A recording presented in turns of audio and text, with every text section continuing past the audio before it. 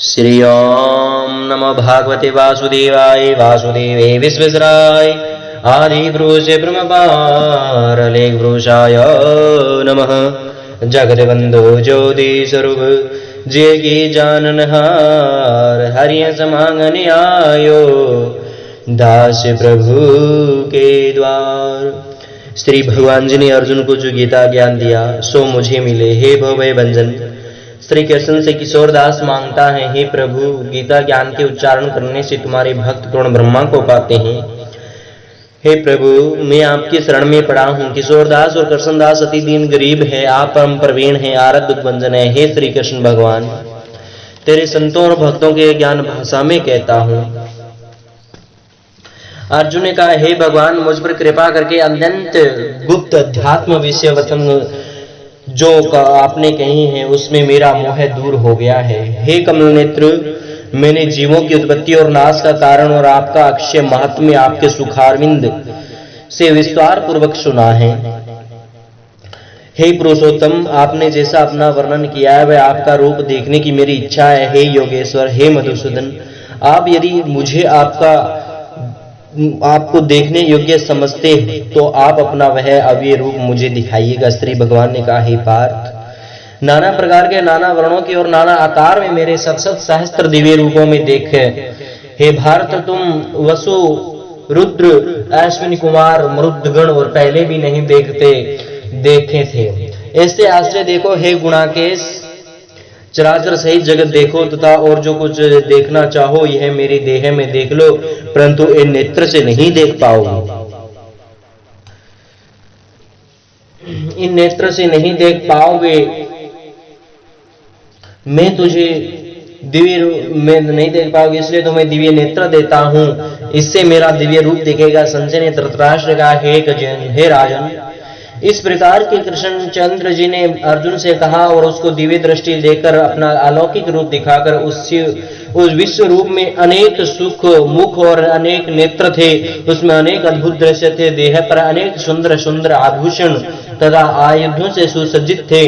देह का दिव्य दिव्य वस्त्र थे, दिव्य गंध शरीर पर लगे हुए थे। उस समस्त आश्रय में अनंत देव में सब और मुख दिखाई देते थे। आकाश में यदि हजारों सूर्यों की प्रभा एक साथ हो तो उस महात्म्य की प्रभा की महानता न कर सकेगी। उस समय अर्जुन ने देवादि देव के शरीर पर अनेक प्रकार के विमल और समस्त जगत के एकत्रित देखा। तब अर्जुन ने आश्चर्यचकित हो गया और शरीर के रोमांचित हो गया। उसने शीश नवाकर हाथ जोड़कर कहा, हे देव तुम्हारी देह में सब देव भिन्न भिन्न प्राणियों के समुदाय कमलासन पर बैठे हुए देवताओं को इस ब्रह्मा संपूर्ण ऋषि और दिव्य सर्पों में देखता हूँ। हे विश्वेश्वर तुमको अनेक भुजा अनेक उदर अनेक मुख अनेक नेत्र, तुम्हारा रूप अनेक है अनंत है और तुम्हारे अंत तथा आदि का भी नहीं देखता, किंतु समस्त विश्व में तुम्हारा ही रूप देखता हूँ। तुमको किरीट युक्त गदा चक्र धारे चारों ओर देदीप्यमान से तेजोस राशि सर्वत्र चमकते हुए अग्नि तथा सूर्य की भांति प्रकाशवान दुर्भिक्ष और अपरंपार देख रहा हूँ। मेरे मत में तुम ही ब्रह्मा जानते हो। ब्रह्म वस्तु विस्मय में महान आधार नित्य सनातन धर्म का रक्षक पुरातन पुरुष जो हो। मैं आपके आदित्य मध्य और अंत में रहित अनंत शक्ति का अनंत भुज चंद्र सूर्य है। हे नेत्र जिसके ऐसे अकांतिमान अग्नि का दृश्य मुख वाला अनेक तेज है, इससे संपूर्ण संसार को तब देखते रहा। महात्म्य पृथ्वी और आकाश के मध्य काल अनंत और संपूर्ण दिशाओं के आपसे ही व्यापक हो रही है। आपका अद्भुत गौरवगर रूप में तीनों लोकों को व्यक्त हो रहे हैं। यह देखो देवताओं के समूह तुम्हारी शरण आ रहे हैं। तुमने कितने ही भयभीत होकर हाथ जोड़कर आपकी प्रार्थना कर रहे हैं। महर्षि और सिद्धों का समूह स्वस्ति कहकर नाना प्रकार की आपकी प्रशंसा कर रहे हैं। रुद्र आदित्य वसु साधु विश्वदेव अग्नि मारुति पितृ गंधर्व यक्ष असुर सिद्धि अनेक संग विस्मय होकर आपकी ओर टटकी लगाकर देख रहे हैं। हे महाभव अनेक नेत्र अनेक बाहु अनेक जांग अनेक पेट कराल दंत युक्त आपका यह विशाल रूप देख अत्यंत भयभीत हो रहे हैं। मैं भी बड़ा घबरा रहा हूँ। आप आकाश तक पहुंचते हुए आपके प्रकाशमान अनेक वर्षों में फैलाए हुए मुख में जलने वाले विशाल नेत्रयुक्त तुमको देख रहे विष्णु मेरा जी घबरा रहा है। मुझके धैर्य धरा नहीं जाता और चित स्थिर नहीं होता। हे देवेश हे जगन्निवास इन भयंकर दाढ़ों वालों का कलंकित के रूप में सदृढ़ आपके मुखों को देखकर मुझे दिशा नहीं सूझती, मैं शांति नहीं पाता, अतः मुझ पर दया करो। हे धृतराष्ट्र के दुर्योधनादि पुत्र, अपने साथ अनेक राजाओं को सहित और भीष्म द्रोण को कर्ण के साथ हमारी और मुख्य योद्धाओं बड़ी बड़ी दारों से विकराल मुख आपके शीघ्रता में प्रवेश कर रहे हैं, और मुझको कितने लोग आपके दांतों के दबकर ऐसे दिखाई देते हैं मानो उनका शरीर चूर्ण हो गया है। जैसे नदियां की अनेक जल धाराएं जब समुद्र की ओर बहती हैं, वैसे ही ये मनुष्य लोक में वीर आपको प्रज्वलित मुखों में प्रवेश कर रहे हैं। अग्नि में पतंगे जैसे गिरते हैं, यह सब वो लोग ही अपने नाश के लिए आपके मुख को बड़ी तेजी से प्रवेश कर रहे हैं। हे विष्णु, जलते हुए मुखों के चारों ओर से वीरताओं को निगलकर आपके जीव चाट रहे हैं। आपकी तीक्ष्ण सभाएं समस्त संसार में तेज से व्याप्त कर तृप्त कर रही हैं। यह भयानक रूपधारी कौन है? यह मुझसे कहो। हे देवर, आपको नमस्कार है, मुझ पर आप प्रसन्न हो। वो हे जगन्कर्ता आदि पुरुष, आपको जानते हैं कि मैं इच्छा रखता हूँ, क्योंकि आपकी ये प्रवृत्ति मेरी समझ नहीं आती। श्री भगवान बोले, संसार का नाश करने का मैं उग्रकाल हूँ, समस्त जनों का संहार करने में आया हूँ। तुम्हारे युद्ध न करने पर भी ये वीर जीवित न रह सकेंगे, अतः तुम उठो, शस्त्रों का संहार कर यश को लेकर इस समृद्धिशाली राज्य का भोग करो। हे स्वे सचिन, उसको मैंने पहले ही मार रखा है, तुम केवल निमित्त हो जाओ। मेरे मारे हुए द्रोण, भीष्म, जयद्रथ, कर्ण और अन्य योद्धाओं को मारो। घबराओ मत, युद्ध करो, तुम संग्राम में शत्रुओं को जीतोगे। संजय ने कहा। इस प्रकार श्री कृष्ण के वचन सुन मुकुटधारी अर्जुन हाथ जोड़कर कंपित हो और भयभीत हुए साष्टांग प्रमाण कर नम्रता पूर्वक बोले, हे ऋषिकेश, आपके गुणगान करने से सब संसार प्रसन्न और प्रेम मग्न हो रहा है। राक्षस डरकर दिशाओं की ओर भागते हैं और सिद्ध पुरुष आपको नमस्कार करते हैं, सो ठीक है। हे महंतम, हे अनंत, हे देवादिदेव, हे जगन्निवास, आप ब्रह्मा से भी श्रेष्ठ हो, आपको देवता क्यों न नमस्कार करें। व्यक्त भी आप हो, अव्यक्त भी आप हो तथा इन दोनों से परे अक्षर भी आप हो। हे अनंत रूप, आप आदि देव हो, विश्व परम आधार हो, ज्ञाता और ज्ञेय हो। श्रेष्ठ स्थान आप हो, विश्व का विस्तार करने वाला आप हो। आप वायु, यम, अग्नि, वरुण, चंद्र, ब्रह्मा जी के भी पिता हो। आपको नमस्कार है, फिर आपको ही बार बार आपको ही नमस्कार है। हे सर्वस्वरूप, आप अनंत वीर्यवान अतुल पराक्रमी हो। आप जगत के व्यापक हो, इसलिए स्वरूप की तुम्हारी महिमा को न जानकर मैंने तुमको अपना मित्र मानकर, हे श्री कृष्ण, हे सखा, ऐसा जो तिरस्कार से कहा, जो प्रमाद से अथवा स्नेह से अच्युत विश्वरूप में अनेक इस बोलों की क्षमा मांगता हूं, जो कि परिहास से विहार, सोने बैठने और भोजन के समय अकेले अथवा मित्रों के मध्य तुम्हारे अपमान किया है। तुम इस यथावर जंगम को लोभ में पिता पूज्य के महत्व में, गुरु के त्रिलोकी में भी तुम्हारा सम्मान को ही नहीं, तुमसे अधिक अतुल्य प्रभाव कहां से होगा।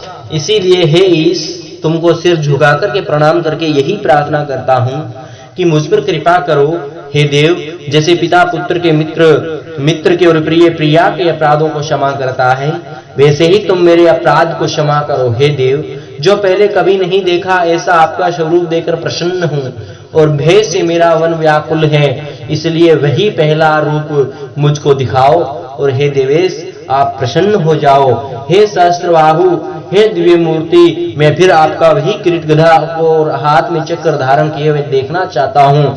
श्री कृष्ण भगवान ने कहा, हे अर्जुन, मैंने प्रसन्न होकर ये तेजों में अनंत आद्य और विश्व में अनेक योग से प्रभाव से तुमको दिखलाया है, जिसको तुम्हें अतिरिक्त विषय पहले किसी ने नहीं देखा था। हे पांडवों में श्रेष्ठ, मनुष्य लोक में तुम्हारे सिवाय कोई वेदों का अध्ययन, दान, अग्निहोत्रादि और घोर तपों के करके भी यह रूप धारण किए हुए मुझको नहीं देख सकता। मेरा ऐसा भयानक रूप देख तुम व्याकुल और मूढ़ न हो। भय त्याग प्रसन्नचित होकर तुम फिर मेरा वही रूप देखो। संजय ने, श्री कृष्ण ने फिर अपना चतुर्भुज रूप दिखाया और सौम्य रूप धारण कर लिया। उस महात्मा ने अर्जुन को जो भयभीत था धीरज बंधाया। अर्जुन ने कहा, हे जनार्दन, आपको ये सौम्य दिव्य मंगल रूप को देखकर अब मैं प्रसन्नचित हो स्वस्थता को प्राप्त हूँ। श्री कृष्ण भगवान बोले, हे अर्जुन, मेरा यह विश्वरूप तुमने देखा, इसका दर्शन संभव नहीं है। देवता भी इस रूप को दर्शन के लिए आकांक्षा करते हैं। अर्जुन, जैसे मेरे ये रूप तुमने देखा है, इस रूप को वेदाध्ययन, तपदान और यज्ञादिक कर्म द्वारा देखना ही संभवतः है। हे अर्जुन, हे प्रतंप, मेरा जो विश्व रूप है उसको मनुष्य अनंत भक्ति द्वारा जान सकते हैं और तत्व ज्ञान द्वारा इसमें लीन हो सकते हैं। हे अर्जुन, जो कोई मनुष्य मेरी भक्ति के लिए कर्म करते हैं, मुझको सर्वोत्तम मानते हैं, मुझको भक्ति ही रखते हैं, वे सांसारिक दुखों से मुंह मोड़ लेते हैं, संपूर्ण प्राणी मात्र वेर त्याग चुके हैं, वे मुझको ही प्राप्त होते हैं। बोलिए रंगन भगवान की जय, बोलिए मोर मुकुट बंसी वाले की जय हो। इति श्रीमद्भागवत गीता सुपनिषु ब्रह्मा विद्या योग शास्त्रे श्री कृष्ण अर्जुन संवादे विश्वरूप दिव्य नाम एकदशो अध्याय नाम। श्री नारायण जी बोले, हे लक्ष्मी, आप 12वें 11वें अध्याय का महात्म्य सुन। तो भद्र नाम का नगर था जिसमें राजा का नाम सुखानंद था। वहां श्री लक्ष्मी नारायण सेवा बहुत करता था। वह एक ब्राह्मण बड़ा विद्वान पंडित रहता था। वह ब्राह्मण नित्य श्री गीता के 11वें अध्याय का पाठ किया करता था और राजा भी वह नित्य श्री लक्ष्मी नारायण की सेवा करता था और पाठ भी नित्य श्रवण करता था। ऐसा करते करते बहुत समय व्यतीत हो गया। एक दिन राजा घर को गया। उस दिन अतीत देशांतर फिरते फिरते नगर में आए और राजा से कहा, अतीतों ने राजा से कोई जगह मांगी। राजा ने बड़ी हवेली खुलवा दी। जहां अतीत उतरे, राजा ने सीधा दिया रसोई कर अतीत बड़े प्रसन्न हुए और अमृत लेके राजा दर्शन को गया। राजा का बेटा भी साथ गया था। कई भृत्य साथ थे। राजा उस हवेली में आया और जो महंत था उसके साथ बातचीत करने लगा और राजा का जो पुत्र था सो खेलने लगा। वहां एक प्रेत रहता था। उस प्रेत ने राजा के पुत्र को मार दिया। चाकरों ने राजा को खबर करी कि राजा यद्यपि सेवा करता व कथा श्रवण करता था, परंतु पुत्र के मोह में राजा के मन में दुर्बुद्धि आ गई। राजा बोला, हे संत जी, आपका दर्शन हमको बहुत फला है।